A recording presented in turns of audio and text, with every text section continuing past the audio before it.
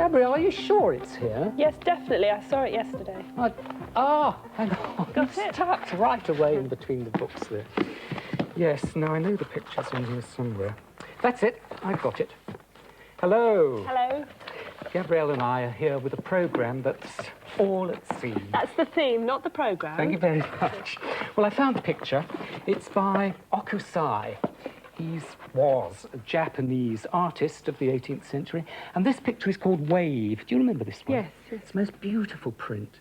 You know, whereas, of course, it's completely stylised with those funny little claw-like tips to the waves, looking like little hands. It really is sea. It's great. Beautiful picture. We're going to make a wave of our own, aren't we, Tony, we today? certainly are. Over here. Over here. And it's one of our really big jobs, this. What we have here is a really enormous seascape with stylised wave, made quite simply out of paper. But what they really need now are white tips. Tony, that's given me an idea of something I'm going to make, so I'll see you later. Oh, right you are. Thank you. And I think the best thing for that is plain blackboard chalk, this sort of stuff. But it's imperative, you see, that I keep a piece of paper behind there so that I don't muck up the background. Let's say, looks like Snowdon, doesn't it? Now, what that wants now is, if I've got it, and I have, is some smoothing in there.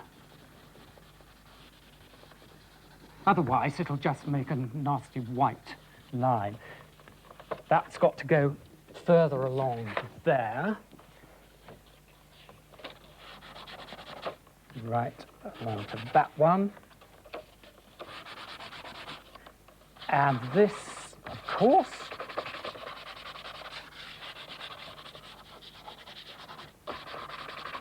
So that's working quite well. A little bit more smoothing, I think, so that you can see the effect.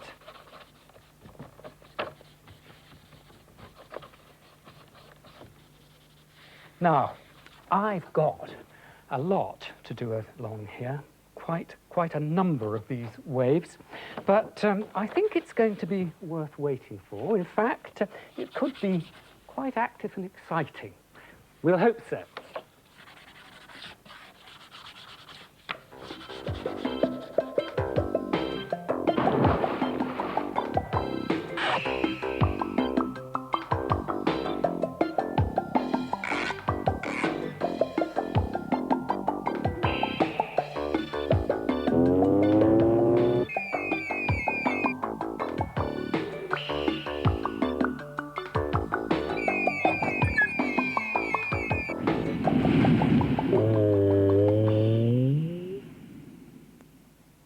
What I've been doing is making some fish to fit into Tony's seascape, and I've been drawing them onto sheets of tissue, and there are two bits of tissue here, one on top of the other.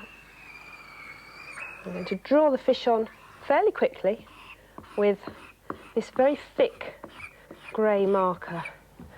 Right, fin, that kind of thing, that'll do. And at the bottom, just to give you an idea, put an eye in.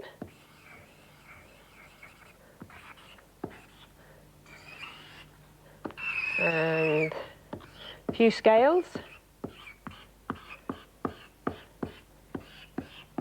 And that, I think, will do. Now, the important thing to notice about this fish is he's got a very straight tail and a very straight mouth, because to make the fish I want to make, when you cut him out, you have to leave a little tag on the end there and there. And you need two of them, and hopefully, if this pen has been thick enough, it will have come through and, yes, marked, given me an idea of how to draw on the next one. Of course, you have to draw that on again with a thick pen, give it a bit of colour, and then cut it out, cut both pieces out, leaving the tag on one at either end, and should end up with something a little bit like that. And I've just put a little bit of pink colour on there just to add something to it. And if I lift the top one up, can you see what I've done? I've actually taped along the edges, and look there on the fin, lots of double-sided there, and I want to tape along, stick down the seams, and stick one fish on top of the other. So that's how you do it. You can do it with glue, of course, not necessarily tape. And leaving, the important part is leaving the two ends open. And if I move on to the next fish, you can see that this one, I've actually done that, stuck those two pieces down, but if you look into the mouth, I've left a little hole there so he can open his mouth. Right, now what you need to do is actually make this slightly stronger. So you need some wire, and I'm using covered garden wire, which is quite safe. Put a bend in it and then measure roughly the distance of his open mouth and put a little twist in like that, and then a little loop so that we can hang him up later on onto the seascape. Just cut that piece off with a bit of pair of pliers, and then you need to fix the wire onto the fish, and you just feed through both pieces there and there, fold that back, and then stick each side with tape, and that'll give you a strong mouth. And if I turn it round, you can see that's what I've done with the tail, and you can see that's starting to get a form there, which is really rather three-dimensional. If I move on to the next one, the last one, you can see that that is the fish wired up either end, and if I open him up gently, all I need to do now is fill it up with newspaper. And let's get some in quickly. Screwed up pieces of newspaper, push those in, and that'll actually give him a form. Just push those in fairly fast. You can spend a bit more time doing this, but just give you the rough idea. A little bit more in there. And can you see he's beginning to get a 3D shape? One more piece, I think, just in at the front. And there he is, a three-dimensional fish ready to go into the seascape. And I think I'll take him over, put him with some of the others.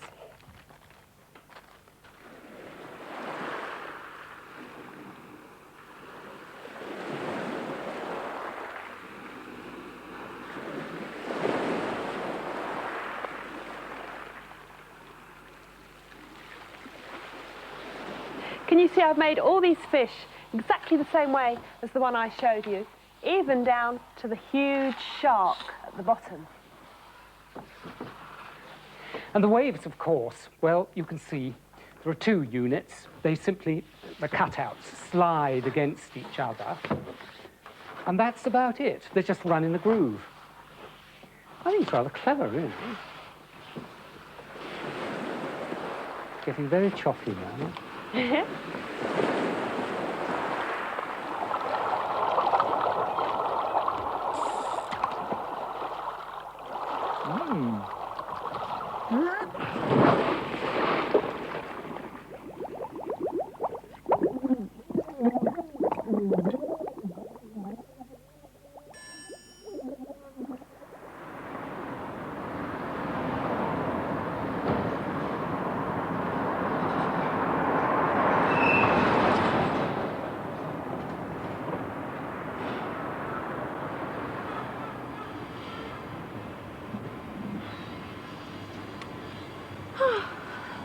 Just come to see a friend of mine. He's got a studio in here.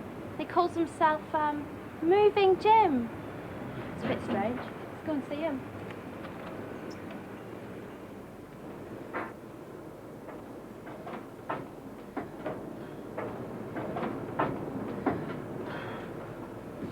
Ah, there you are.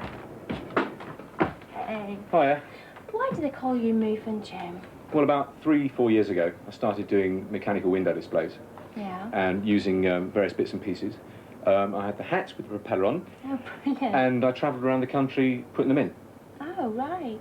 So what are you making now then, Jim? Well, this is a new This piece thing? Yeah. I'm working on, which is Yeah. part of a bicycle, okay? This is Yeah. like the down tube, and this is like the chain wheel, okay? The pedal will be here. Right. And the gears are up yes. here. So what I've done is I've chopped it down. You cut cut it off, cut a bike in half. Yeah, Oh. so that would go in here, in this stand.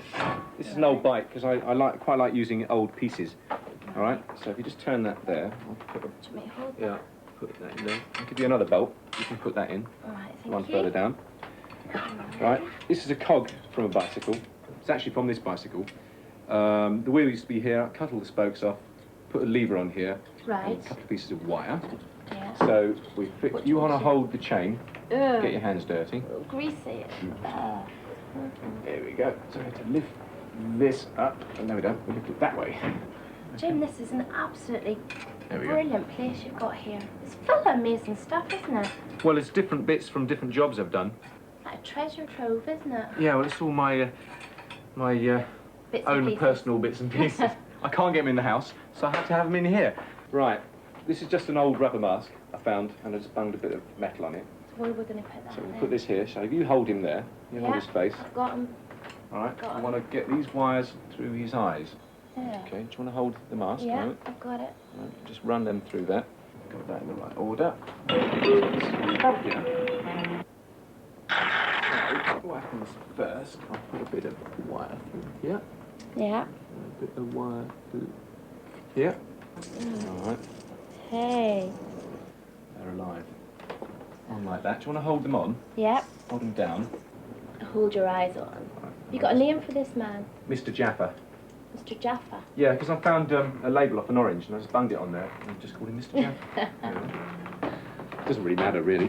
Pair of pliers or wire cutters. Who do you think? You've got to be well dressed. He's a gentleman, Mr. Jaffa. Absolutely. A weird gentleman, but he's a gentleman all the same. Right, so that's about it. So pedal it that way. Which way, this way? Okay. Right. This is where the pedal used to be, so just give it. There we go. Okay. Success. Hey, Mr. Jaffa's on the move. Yep. He's really going. Hey. Well, Jim, I've learnt so much about bikes today. It's been great. Well, it's been great having you. It's been a pleasure. Actually, I've left mine downstairs. I really must go and get it. Well, it isn't a red and white one, is it? It's some nice bits on it. It is actually, Jim. Listen, cheers. I'll see you again. Bye then. Bye.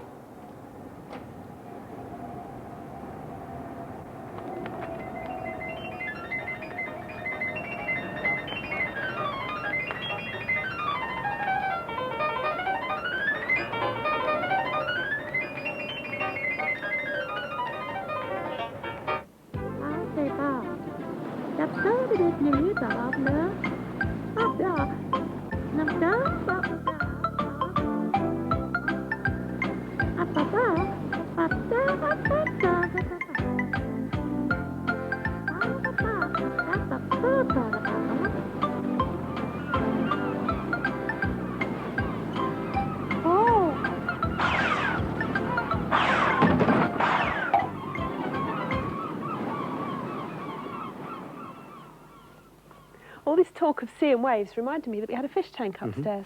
Thought I'd get it out and clean it up. Good idea. Yeah. Got any fish? Oh, actually, no. One thing I haven't got.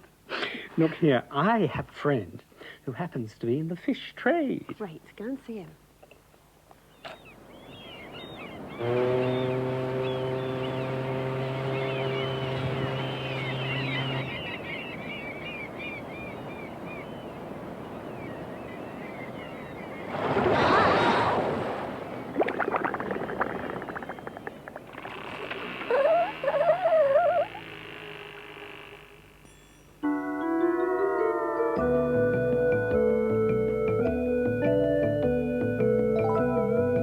Time now to have a look at your work in the gallery. A stencil and, I think, spray to create that.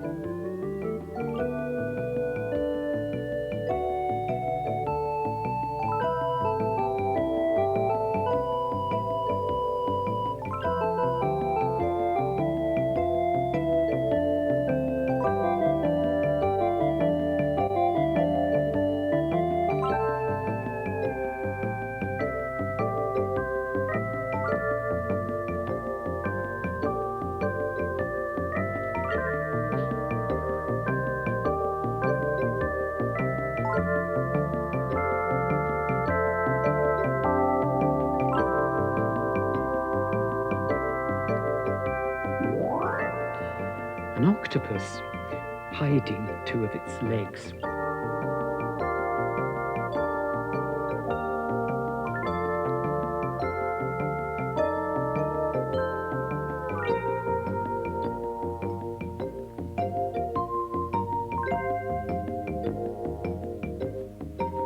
I love the background in this one, Tony. It's really given a nice space to create for those fish in there. Yes, backgrounds are so important to any collage.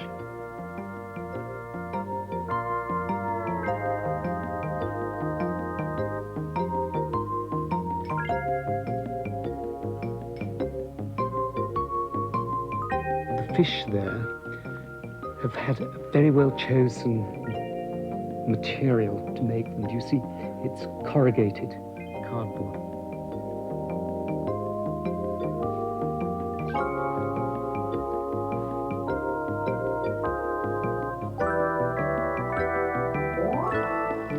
Very strong colour contrast here. It makes that picture work very, very well. Lovely blues.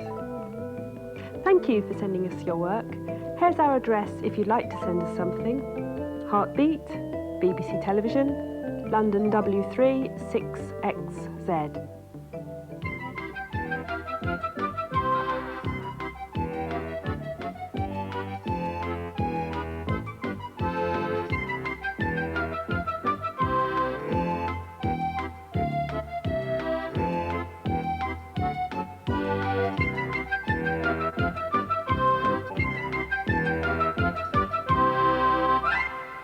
Now, I know a lot of you have used fabric paint and markers to decorate your t-shirts and gym shoes and things like that, but have you ever thought of using them to make a picture on fabric, the sort of picture that you frame and hang on the wall? Well, it's done a lot in the East and it's very effective. The first thing you need is a picture that you've drawn, preferably in black, so that it can be seen through the fabric that you put on it. Now, I don't know if you can see those fishes through there, but luckily I can. So I'm simply going to trace my own drawing using a fabric marker. And these are so good now, they can be very thin lines.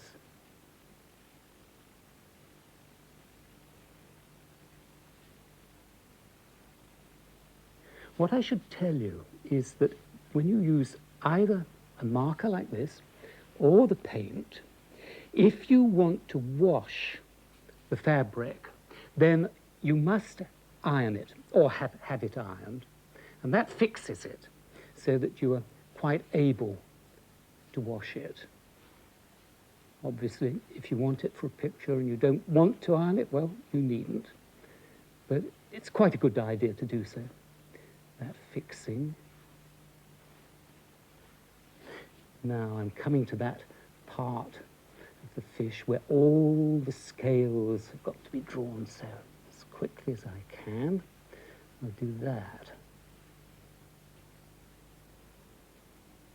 See, it's a nice little pattern. Do you see what's happening? They're all little half circles building up until we get right down to his tail.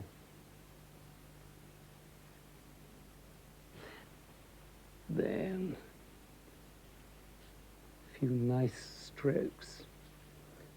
These sort of curves give it a nice feeling of action. And there we are. Now, what I should really do now is to shout for Gabrielle and say, please, will you iron that? But she won't. So what I shall do is to bring this in and show you. These have all been ironed, and you can see we've got some more colour in there now. What I've done on this fish here is just on all the edges, I've painted it in with a yellow, and the paint that is in that marker we have here in little bottles. It is refill paint for the markers. And that'll be plenty for our use. And with a brush, I can then take up my paint and we can take it into one of these fishes. I think the one that I've already put those outlines on. The reason is that you then know exactly where you are. It's exactly the same paint, and it won't overspill and spoil your work. It takes quite a lot. And you can see that the red markings here don't smudge or blur as I paint over. That, of course, is because it's been ironed. I think we'll just come down and finish his tail and leave those other fins with the white in it. I think that looks rather attractive, like that. And so you see, that is all we need to do. And if you wanted to really show that off to advantage, what you can do is to stretch the fabric onto a piece of card and put another sheet of card over the top and frame it like that.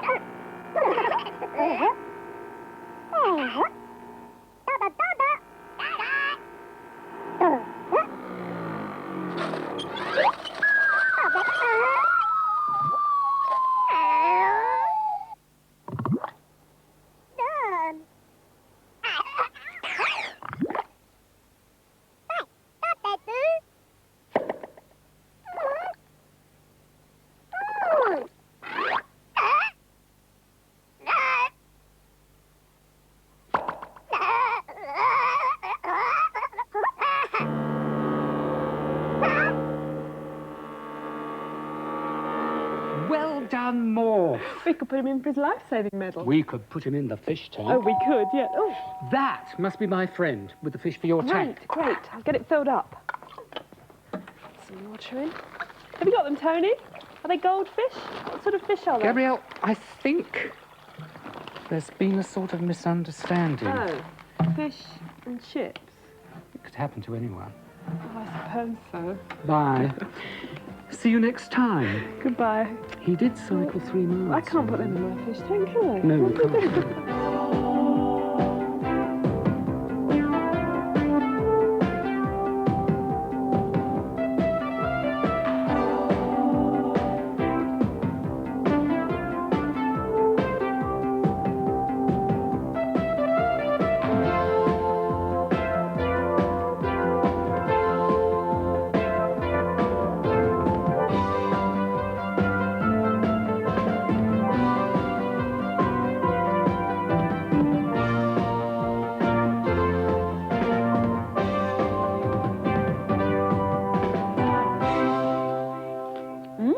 Is it? Delicious, really.